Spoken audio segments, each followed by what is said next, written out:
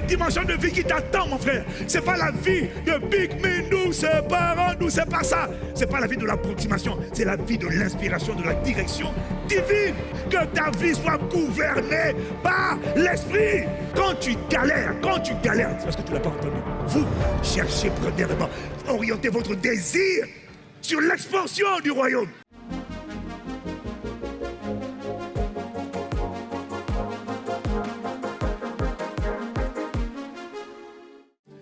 Il y a un héritage qui t'attend. Ça s'appelle la vie éternelle. Ça s'appelle le règne de Dieu. Le règne de Dieu, c'est la dimension où le Saint-Esprit, et non plus ta chair. Voilà pourquoi il dit marcher par l'Esprit, vous n'accomplirez plus les désirs de la chair. Le règne de Dieu, ce n'est pas après la mort. Le règne de Dieu, c'est la dimension où l'Esprit de Dieu, le glorieux Saint-Esprit, prend les rênes de ton âme.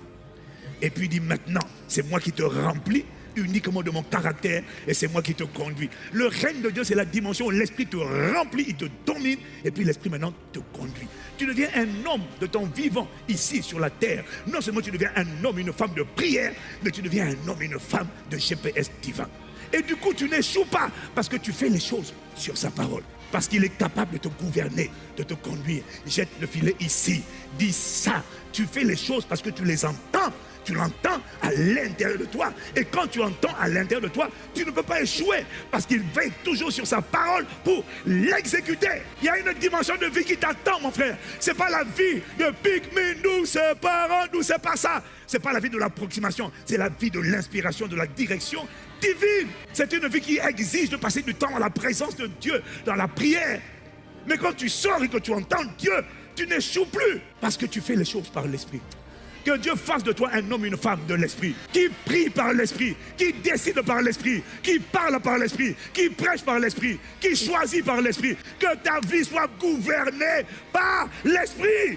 Quand tu arrives à cette dimension, tu es en train d'arriver dans la dimension du règne de Dieu, où le Saint-Esprit te donne des instructions. Il a dit dans le psaume 32, verset 8, je t'instruirai, je te montrerai la voie que tu dois suivre, je te conseillerai, j'aurai le regard sur toi. C'est la dimension où l'Esprit gouverne. Où tu prends tellement de temps, Seigneur, on fait quoi? On fait comment? Il faut que tu arrêtes de vivre une vie de tâtonnement. Une vie au pic, mais je ne sais pas où aller. Et puis je vais, non! Tant qu'il n'a pas parlé, ne va pas. Tu attends. Tu attends. Et tu attends. Mais vous n'avez aucune idée de la capacité du Saint-Esprit à transformer la vie des gens. Le Saint-Esprit n'est pas là pour te faire prier en langue. Le Saint-Esprit est là pour prendre les rênes de ta vie et pour t'assister. On l'appelle le consolateur, celui qui t'assiste, celui qui te conduit. Il te dit fais comme ça, fais comme ça. Quand tu galères, c'est parce que tu ne l'as pas entendu. Quand tu es dans la sécheresse, c'est parce que tu ne l'as pas entendu. Un, tu ne l'as pas entendu. Deux, quand tu l'as entendu, tu n'as pas fait ce qu'il t'a dit de faire. Il te dit gagne les âmes. Il te dit va évangéliser. Oui, mais je suis timide. Parce que tu n'as pas...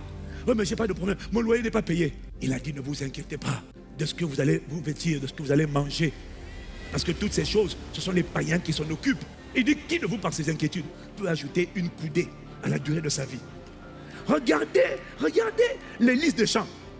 Regardez, il ne sème ni ne moissonne. Mais même Salomon, dans toute sa gloire, n'était pas vêtu comme l'un. Si Dieu revêt ainsi l'herbe des champs, qui sera brûlé, jeté au feu demain, à combien plus forte raison ne vous vêtira-t-il pas? Ne paiera-t-il pas ton loyer? Ne paiera-t-il pas tes études?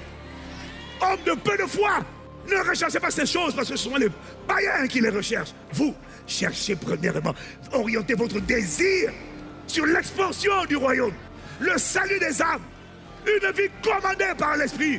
Servez d'abord. Ah non, mais mon loyer n'est pas payé. Seigneur, j'ai trop de charges. Lucien va me chasser. Cherche premièrement d'abord le royaume. Bon, Dieu te parle, mais tu n'écoutes pas.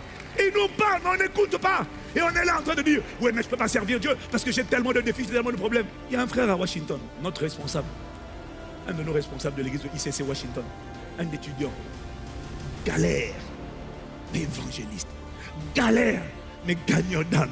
Il galère. Il a du mal à payer ses études.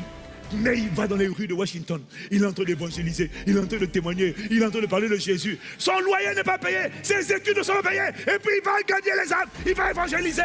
Et un jour, ça s'est passé cette année, il y a quelques mois. Il rencontre quelqu'un à qui il parle du Seigneur. Et puis le gars, il est déjà converti. Il est chrétien. Mais il a admiré son courage. Il a admiré son audace. Il a admiré le don de sa vie. Et puis il dit, Petit, je suis touché par ton attitude, ton audace. Viens avec moi, on va prendre un repas, on va prendre un café. Et puis ils vont prendre un chocolat ou un café, je ne sais pas où, dans un restaurant.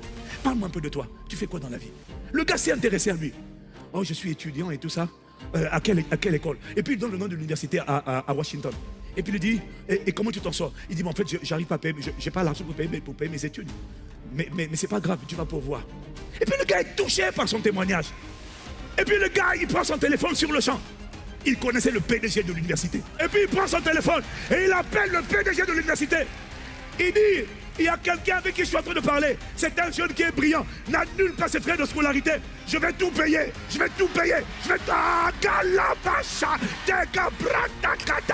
Il a tout payé. Dieu te dit, cherche premièrement le royaume. Mais tu n'aimes pas parce que tu veux qu'on te dise 5 étapes pour vaincre l'inquiétude. Il n'y a pas 5 étapes. L'étape pour vaincre l'inquiétude, c'est va annoncer le royaume de Dieu. L'étape pour vaincre l'inquiétude, c'est 1. Ne vous inquiétez de rien, mais en toutes choses, Philippiens 4, verset 6, faites connaître vos besoins à Dieu.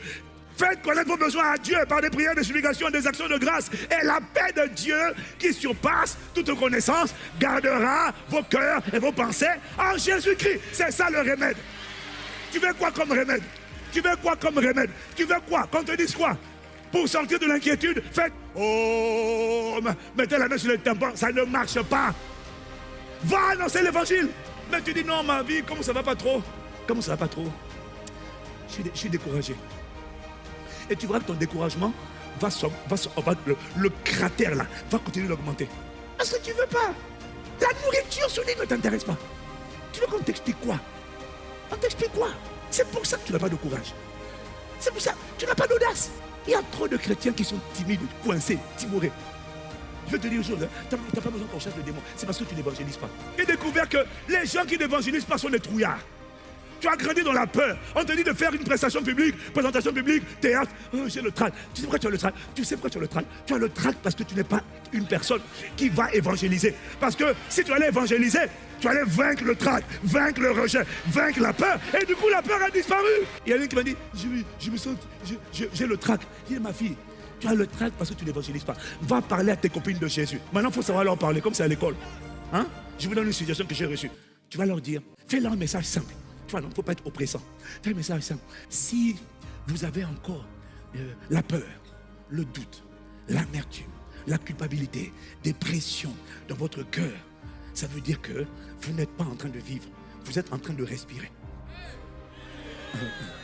Mais il y a une vie qui existe, que Jésus est venu donner aux êtres humains. Ce qui est en train d'agir en vous, là, ce n'est pas la vie. C'est ce qu'on appelle la mort. Et c'est ce qu'on appelle les cœurs meurtris. Il y a une mort qui est en train de vous repasser l'âme. Mais il y a une vie que Jésus est venu donner. Ça s'appelle la vie éternelle. Dites oui à Jésus, cette vie rentre en vous. Je ne vais pas vous forcer, je ne vais pas vous incommoder, mais c'est tout ce que je voulais vous dire. Merci de m'avoir écouté. Messieurs, dames, je m'en vais. Dis ça, dis ça, dis ça. Même quand tu ne vas pas bien, tu as mal à la tête, prêche l'évangile. C'est pas cette génération de gens-là. J'ai mal aux pieds, bobo, je ne peux pas prêcher, je ne peux pas aller évangéliser. Tu as aidé, demande à maman Maud, hein, le nombre de fois où nous on prêche l'évangile avec des maux de tête, le mal de machin, mal ci, mal ci. Je dis, je m'en fous, je vais faire le ministère. Je vais prier, je vais prier. Et pendant la prière, soudainement, après la prière, ça va mieux. Yes, Lord. Que cette grâce vienne sur toi. Ouais, mais bon, moi, j'ai mes soucis. Mais tu vois, c'est ça. Bon, si tu veux accepter Jésus, c'est normal. Il te reste encore, maximum c'est 3 ans. Après 3 ans, tu ne peux plus te comporter comme ça. Après 3 ans, que tu le veux, que tu ne le veux pas, Jésus va forcer ta bouche là avec la nourriture solide.